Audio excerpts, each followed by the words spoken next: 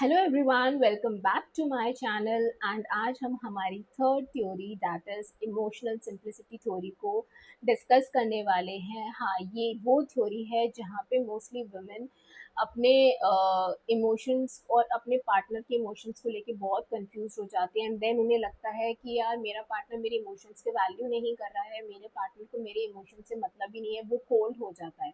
तो इस चीज़ को मैं आपको बहुत ही ब्यूटीफुल वे में समझाना चाहती हूँ।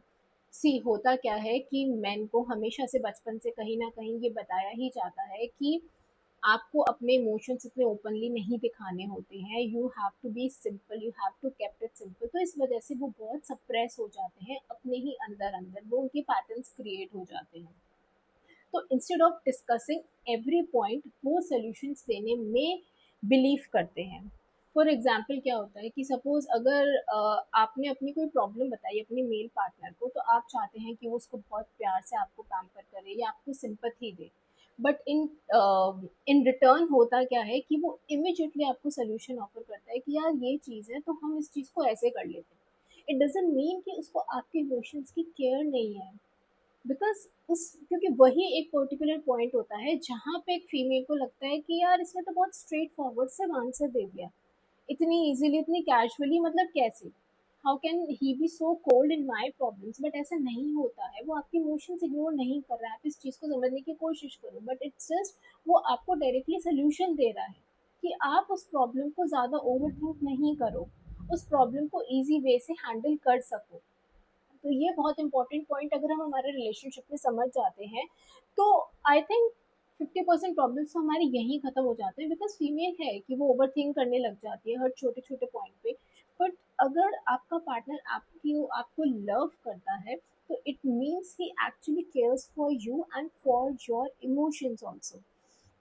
सो अगर मैं इसको एक रिलेशनशिप लेसन के बारे में आपको बोलूँ, तो इट्स लाइक कि सबके इमोशंस दिखाने के तरीके अलग होते हैं।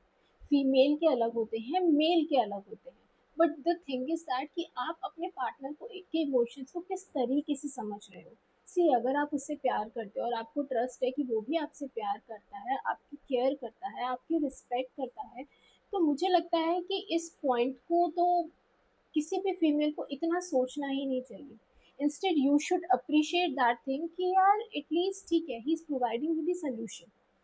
ऑल्दो वो आपको इतना नेचुरली, इतना लवली टाइप आपको वो सोल्यूशन नहीं देगा, but actually he cares for your emotions, तभी वो अपना टाइम इन्वेस्ट करके आपको सोल्यूशन दे रहा है। तो वो अपने एक्शन से अपने इमोशंस बताते हैं, हम हमारे वर्ड से बताते हैं। बिकॉज हम ऑब्वियसली बहुत सॉफ्ट होती हैं फीमेल्स, तो वो बोलना ज़्यादा पसंद करती है।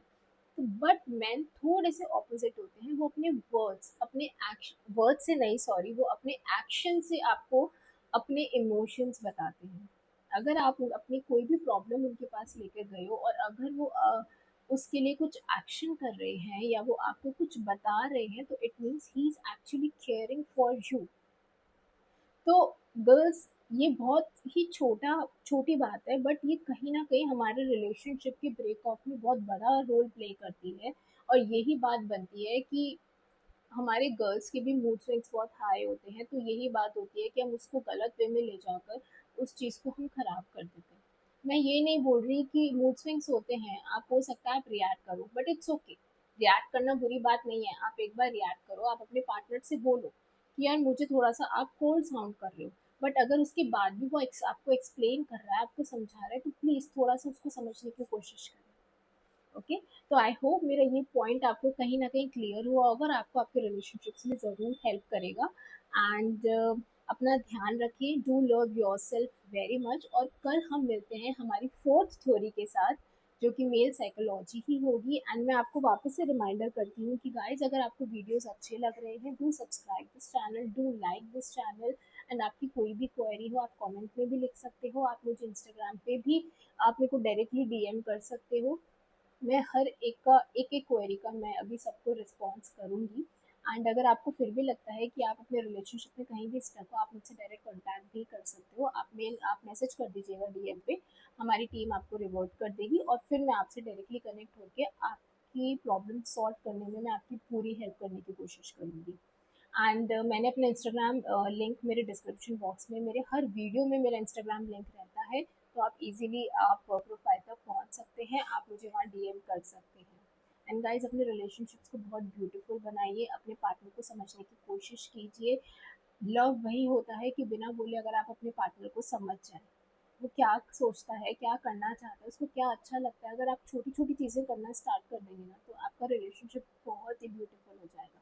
और अगर आपके पास ऐसा एक्चुअली में पार्टनर है ना, जो सच में आपसे लव करता है, आपकी केयर करता है, प्लीज़ उसको कभी क्रिटिसाइज मत करना, उसके एफर्ट्स को कभी आप अनलुक मत करना।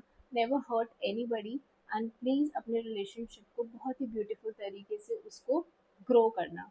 सो गाइस, मैं आपसे कल मिलती हूँ। Till then bye, take care.